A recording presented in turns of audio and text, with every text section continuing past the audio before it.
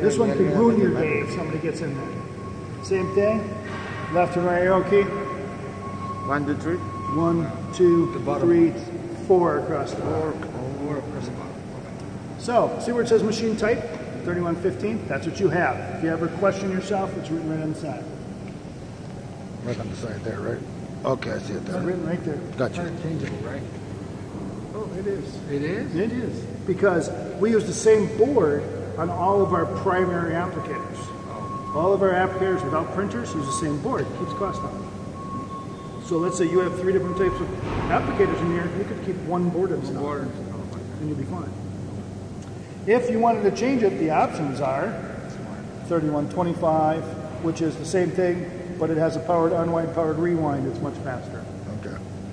Or you go 3114, which is a tamp blow. You would take this off. You could actually make this into a tamp blow by buying a kit and making it into a tamp blow. It would feed a label, and it would tamp, blow it off.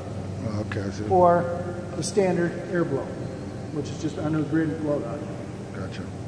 So that's where we could get into big major trouble. Right. So again, mainly the reason you're going to be in here is if your battery dies and all of a sudden this thing isn't working right at all, you're going to come in here and you're going to find that on 3111. So that means either someone hit restore factory defaults, recall the page that was not set, or your battery died, which is usually lasts 3 to 5 years.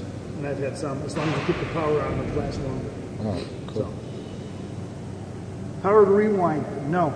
We could add one to it. Let's say we ever running them run faster. Right now this will run 1,500 inches. In your case, 1,000 will be faster than you ever run. I mean, that I can see, unless you run 2 of those things. Okay. We could run 100 a minute at 750 inches per minute. Gotcha. But we could add a powered rewind and make it 2,000. Don't need to. It's not in there. It's not in here now, but we could add. We could add a rewind and turn it on. Okay. So it's nice. You don't have to buy a new board and all that. Units, imperial or metric. English, German, French, Spanish, Italian. No Arabic, sorry.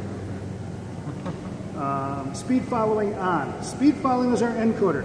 Okay. If that was turned off, which is a normal default to turn it off, you would not see anything when we're seeing line of speed. There would be no line of speed.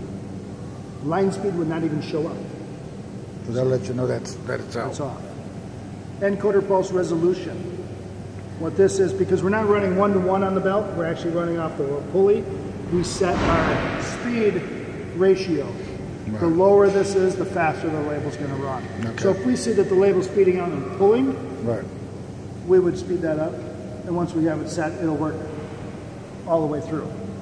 It's just how much, we didn't really have a lot of test labels to run when we put this together a year ago or 8 months ago or whatever it shipped. So we may have to do a little adjustment here while we're playing.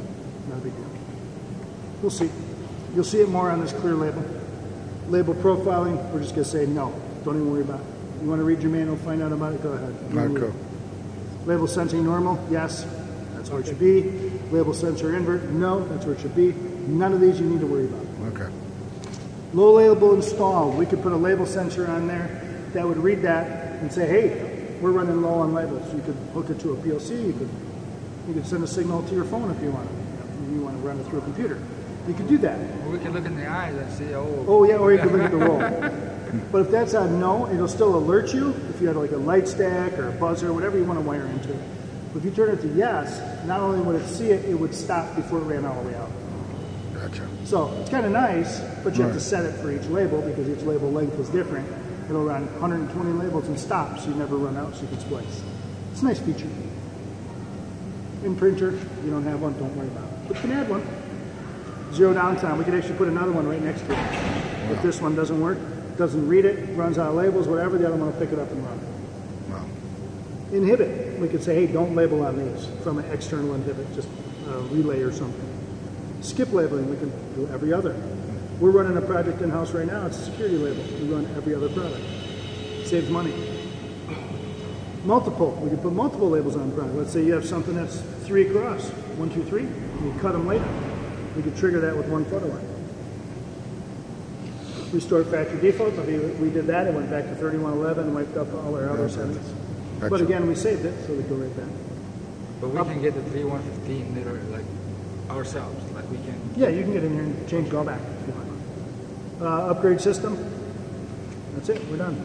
Cool. When we're done here, we hit escape. That takes us to advanced. Escape again. Takes us back to Offline. Got it. And to go into this menu, any menu, like I want to change yes or no, No whatever, manual I just this? enter, right? Like if I want to change the encoding speed or whatever. No, no, you'd have to enter the code, Enter the code. to get into. No, I mean like once I'm in. Yes. Anytime you want to change a function, it is enter, move over to whatever character, up or Either up and down, down. and hit enter again. Gotcha. It will register as soon as you change it without hitting enter. So if you're messing with it, it's like, oh, I want to see where it goes. You want to sit here and keep changing while you're watching, you can, but make sure you hit enter before you walk away, or because Because otherwise I see it. somebody else will come over and hit it. Gotcha.